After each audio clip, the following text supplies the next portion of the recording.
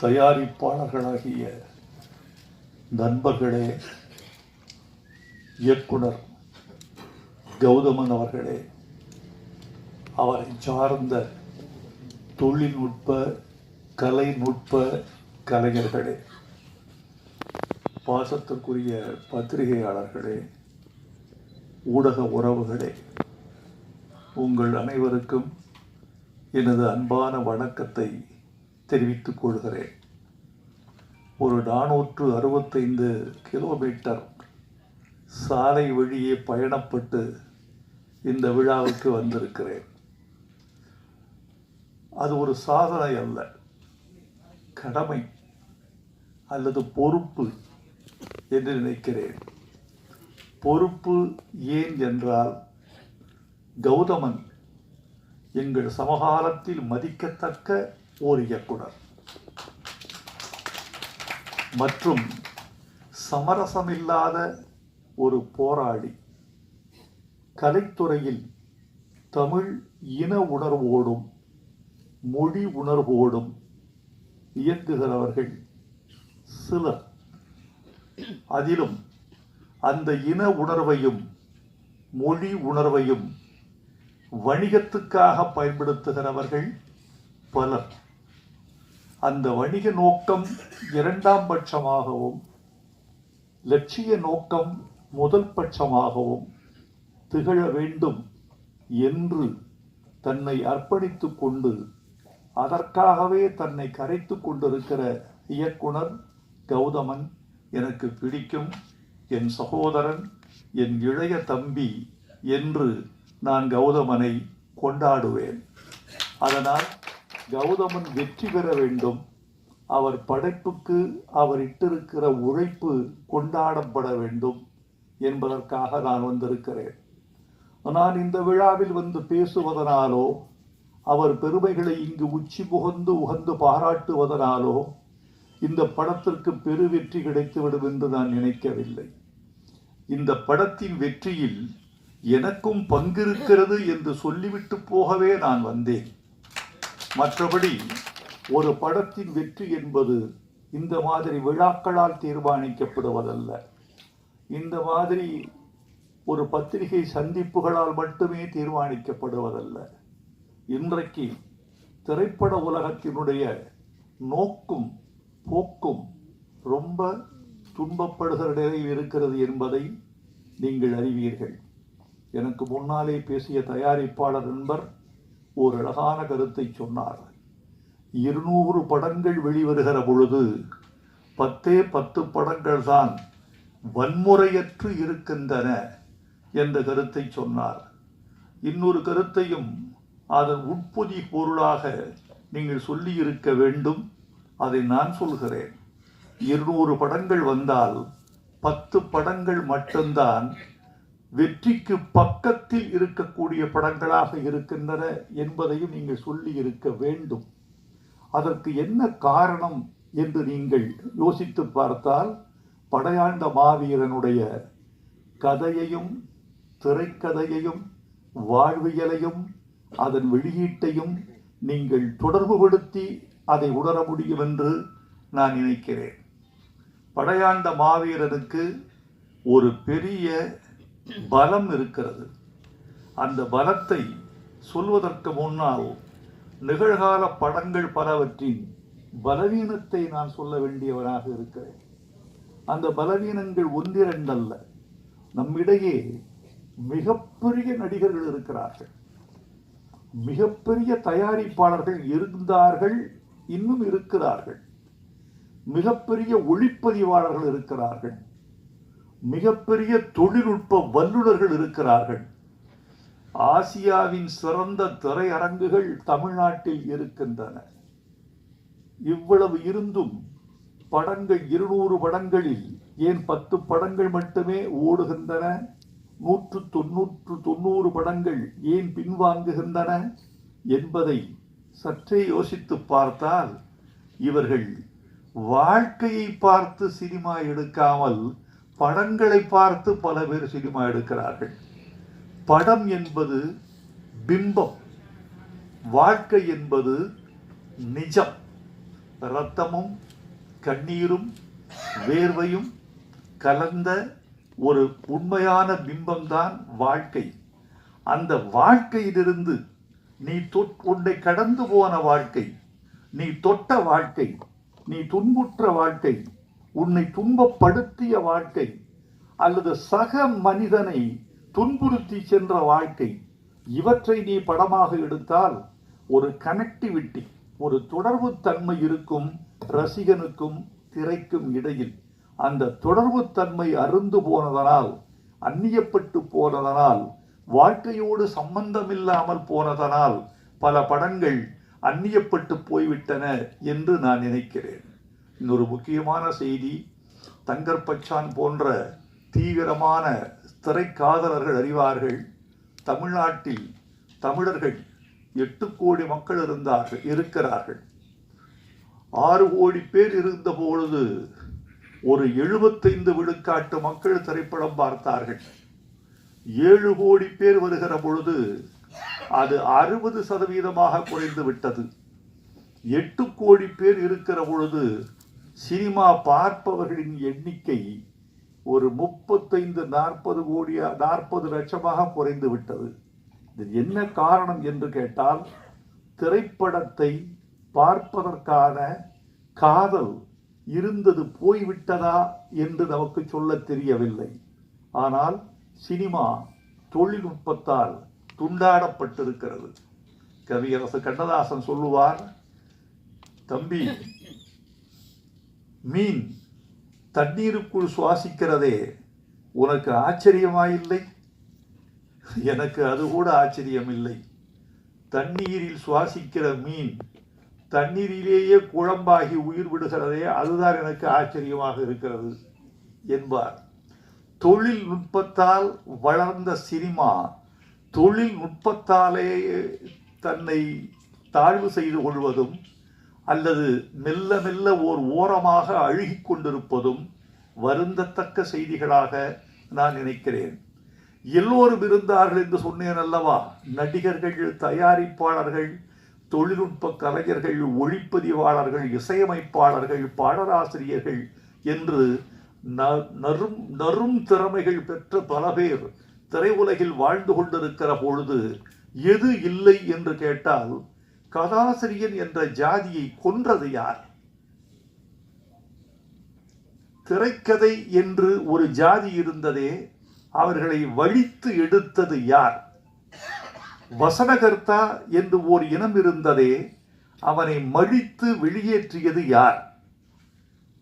ஒரு திரைக்கதைக்கு மூலக்கதை ஆசிரியன், திரைக்கதை ஆசிரியன், வசனகர்த்தா, துணை இயக்குனர், இயக்குனர் என்று பலதரப்பட்ட 10 மூளைகளால் செழுமைப்படுத்தப்படுவது ஒரு சினிமா.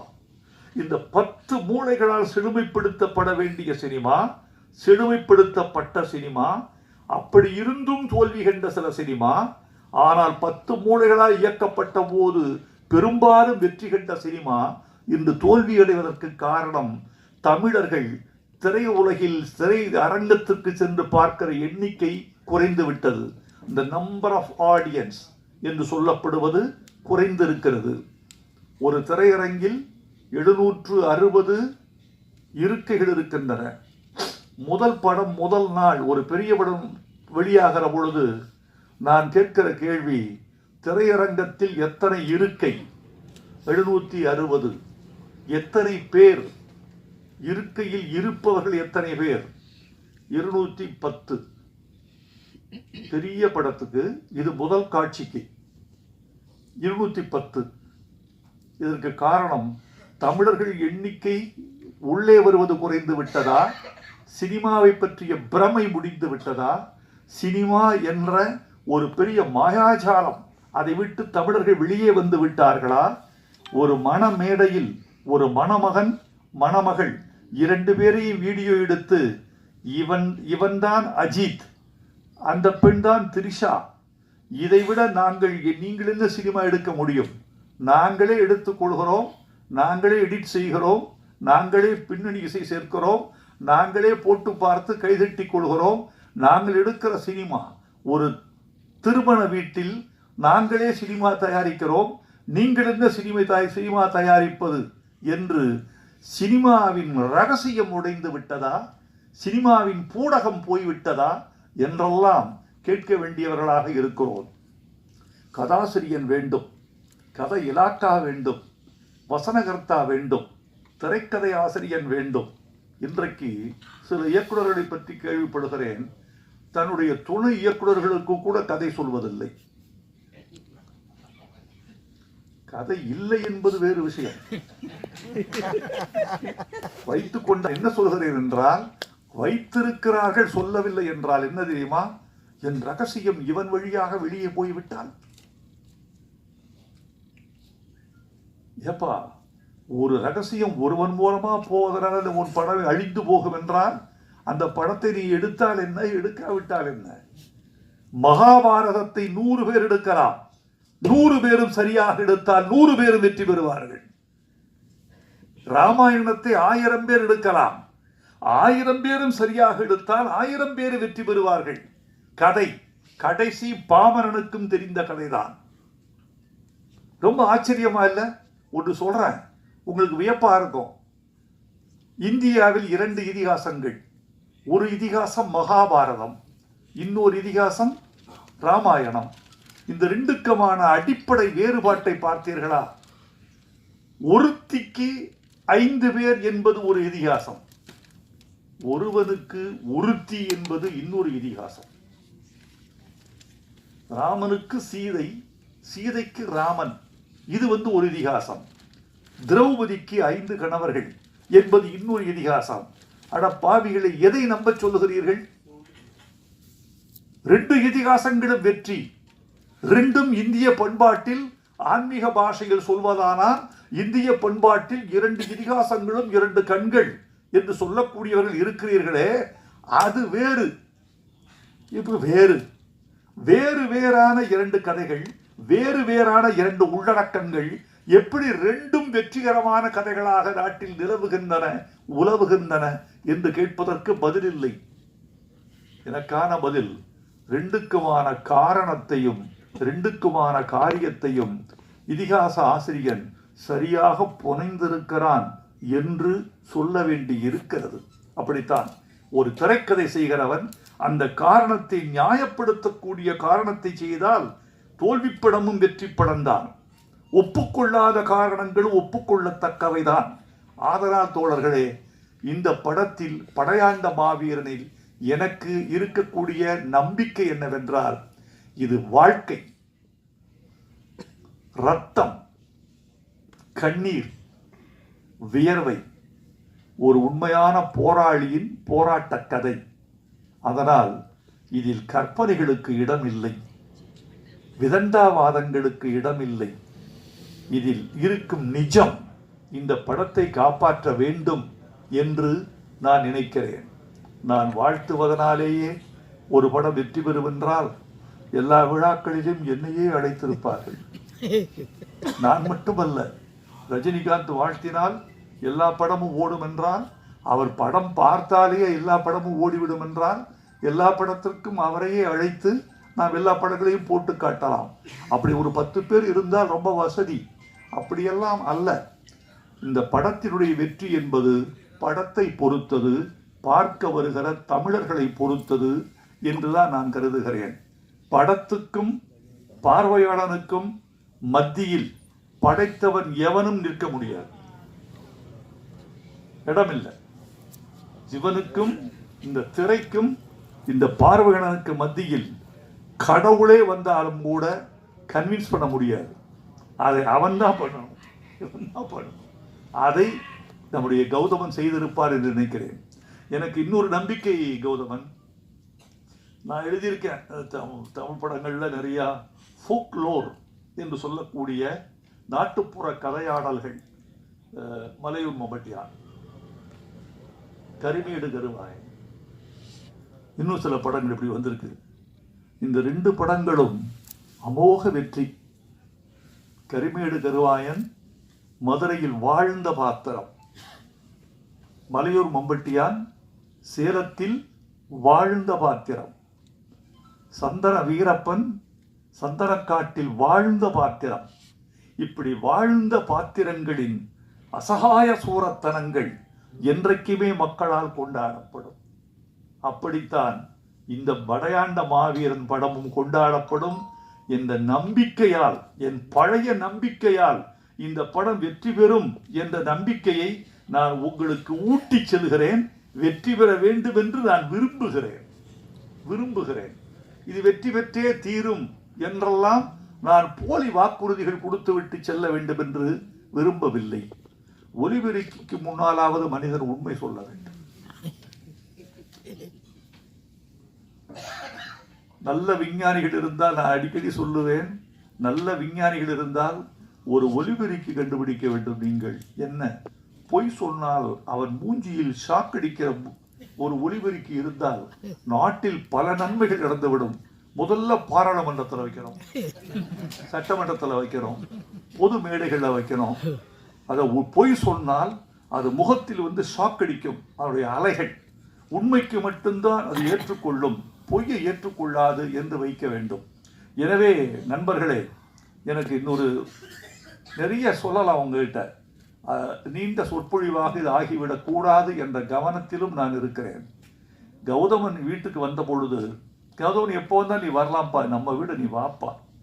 கௌதமன்ட்டு எனக்கு ஒன்றும் பெரிய வியாபார பேச்சுவார்த்தையோ இவ்வளோதான் படம் கொடுக்கணும், நீ கொடுக்கறத வாங்கிக்கிறேன், நீ கொடுக்கும்போது கொடுக்கறத கொடு. ஏன்னா அவன் தமிழன், உண்மையான தமிழன்.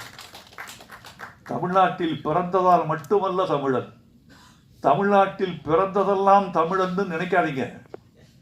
நிறைய ஆடு மாடு கோழி நிறைய பிறக்குது. தமிழ்நாட்டில் பிறந்ததெல்லாம் தமிழன் அல்ல. இன்னொரு தமிழனுக்காக தன் உயிரில், உடம்பில், வாழ்வில், பொருளில் எவன் பங்களிப்பு செய்கிறானோ அவன்தான் தமிழன். அப்படிப்பட்ட பங்களிப்பு செய்யக்கூடிய வீரன் நம்முடைய கௌதமன். ஆனால் பழகி பார்த்தா குழந்தை மாதிரி இருப்பார், வெளியே பார்த்தா வீரன், களத்தில் வீரன், அணைத்து கொண்டால் குழந்தை அப்படி இருக்க.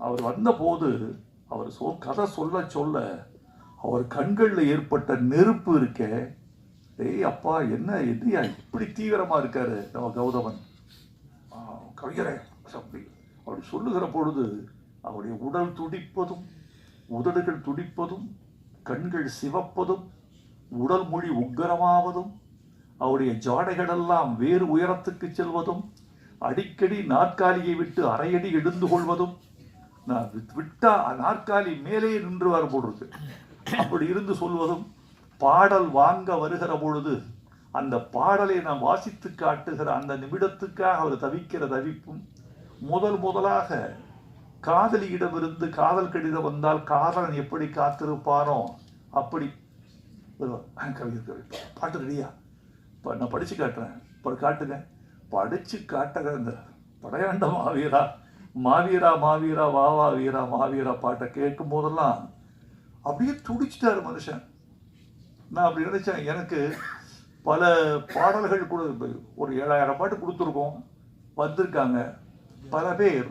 இதில் 90 பேர் உணர்ச்சி இல்லாமல் வாங்கிட்டு போவாங்க.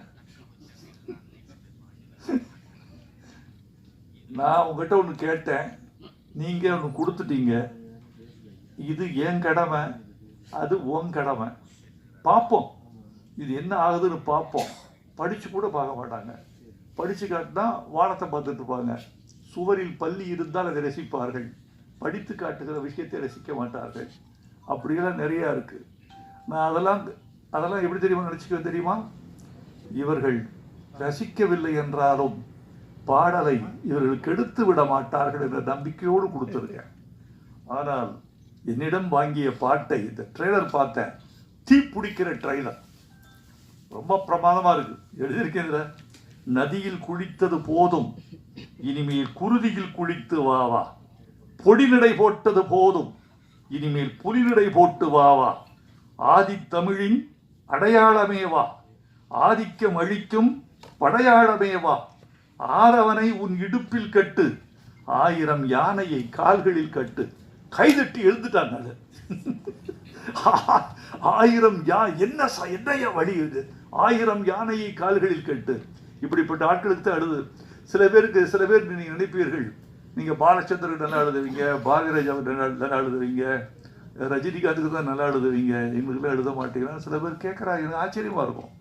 அப்படியான்னு அது என்னன்னு கேட்டீங்கன்னா, நான் அப்படிலாம் நினைக்கிறது இல்லை. எல்லாவற்றிலும் வைரமுத்து என்று பெயர் வருகிற போது நான் என் பெயரை காப்பாற்றிக் கொள்ளவே நான் துடிப்பேன். இது யாருக்கு எழுதி கொடுத்தோம் என்று வருவதில்லை, எவ்வளவு பணத்துக்கு வாங்கினோம் என்று வருவதில்லை, எவ்வளவு குறைத்து கொண்டோம் என்று வருவதில்லை, எவ்வளவு அவமானம் உள்ளே இருக்கிறது என்பது தெரியாது. இது தெரியுமா முக்கியம்?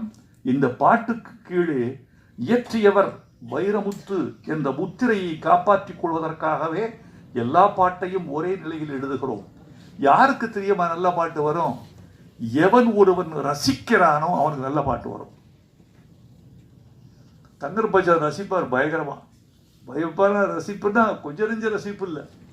அவர் களவாடிய பொழுதுகளில் எழுதுகிற பாட்டெல்லாம் அவர் கொண்டாடி தீர்த்துருவார். இவர்களெல்லாம் வெற்றி பெற வேண்டும் என்று நினைக்கிறேன். இதில் இந்த மாதிரி பாடல்கள்லாம் நிறையா இருக்கு. எரிமலை பொடிபட, எதிரிகள் அடிபட, கோடைகள் வழிபட, ஏழைகள் வழிவிட, எழுந்த மாவீரன் நீயேதான். இந்த பாட்டு வரிகள்லாம் பார்த்துட்டு இந்த தமிழில் இது அராக அடிகள்னு பேரு. இந்த தனனன தனனன தனனன தனனன தனனன தனனன தனனன இது அராக அடிகள்னு பேரு தமிழ்ல. சிலப்பதிகாரத்தில் இந்த வரிகள் அடிக்கடி வரும், காணல் வரியில வரும். இந்த சந்தத்தில் எழுதினால் நன்றாக இருக்கும் என்று எழுதினேன். நான் நினைத்தது பலித்தது, அவர்கள் ஏற்றுக்கொண்டார்கள். இந்த பட்டாம்பூச்சி பாட்டுல 2வது சரணத்தை நீங்க கவனிக்கணும். அந்த பெண் சொல்றா, என்கிட்ட ஒண்ணுமே இல்லைங்க, நீங்க என்ன ரொம்ப காதலிக்கிறீங்க, நேசிக்கிறீங்க, மாணிக்கம் இல்லை, மணிவைரம் ஏதும் இல்லை, கட்டழக தவிர என் காணிக்க ஏதும் இல்லை. டௌரி கொடுக்க முடியாது உங்களுக்கு. நான் என் டௌரி என் அழகை தவிர ஒண்ணும் இல்லை. அதை விட பெருசு, அழகை விட ஒரு பெண் ஒரு ஆணுக்கு, ஒரு குடும்பத்துக்கு தரக்கூடிய உயர்ந்தபட்ச பரிசு என்ன தெரியுமா தோழர்களே? வைரமுத்து படையாண்ட மாவீரா படத்தில் வெளியீட்டு விழாவில் இப்படி சொன்னான் என்று சொல்லுங்கள், எங்கள் தாய்க்குலம் புலகாங்கிதமடையும். நான் சொல்றேன், நான் உனக்கு தருவதற்கு ஒன்று வைத்திருக்கிறேன். பொன்னல்ல, பொருள் அல்ல, மாணிக்கம் அல்ல, வைரம் அல்ல, பிக்ஸ்ட் டெபாசிட் அல்ல, நிலம் அல்ல. உனக்கு தருவதற்கு ஒன்று வைத்திருக்கிறேன், என் கற்பு. அதுக்கு இணையா வேறொன்று இருக்க முடியுமா? ஒரு பெண் கற்போடு உள்ளே வருகிறாளே, தன்னுடைய திண்மையோடு உள்ளே வருகிறாளே, சொல் திறம்பாத தன்மையோடு உள்ளே வருகிறாளே, அதற்கு இணையான ஒரு பரிசு பொருள் உண்டா? இவன் சொல்றா, எனக்கு எதுவும் இல்லை, கட்டழகை தவிர என் காணிக்க ஏதும் இல்லை. அதுக்கு இவரு பொம்பளை ஏமாத்துறதான வாழ்க்கை. இவர் சொல்றாரு, என்னடி இப்படி சொல்லிட்ட நீ? மாணிக்கம் மேனியடி, உனக்கு மாணிக்கம் இல்லையா? மாணிக்கம் மேனியடி, மணிமுத்து பற்களடி, உள்ரவிக்கை ஊறி வரும் உப்புத்தேன் போதுமடி. இப்படி ஒருத்தர் 2 பேர் கைதட்டுறீங்கல்ல, இதுக்குத்தான் நாங்க பாடுபடுறது. இவ்வளவு பாடுபடுவது, வரிகளை மாத்த வேணான்னு சொல்றது, சவுண்ட குறைப்பான்னு சொல்றது, ஆடியோ பார்த்துக்கப்பான்னு சொல்றது, சவுண்ட் இன்ஜினியரை தனியா கூப்பிட்டு இந்த மிக்சியில கொஞ்சம் பார்த்துக்க பிரதர் சொல்றது, இந்த ஒரு கைதட்டலுக்காகத்தான். எனக்கு வேற ஒண்ணும் வேணாம். உன் மாணிக்கம் உன் மேனி, மணிமுத்து உன் பற்கள், வேற எனக்கு என்ன வேணும்? தேன் வச்சிருக்க நீ, தேன் இருக்கு, அது போதும். அது என்ன தேன்? உள்ரவிக்கை ஊறி வரும் உப்பு தேன். வேர்வைக்கு வைரமுத்து வைத்த இன்னொரு கவிதை பெயர் உப்பு தேன். இப்படி எல்லாம் எங்கேயாவது தெளிச்சிட்டு போவோம். கண்டுபிடித்து ரசித்தால் அவன்தான் கடவுள். இப்படி நிறைய இருக்கு. கௌதமன், என்னுடைய வாழ்த்துக்கள்.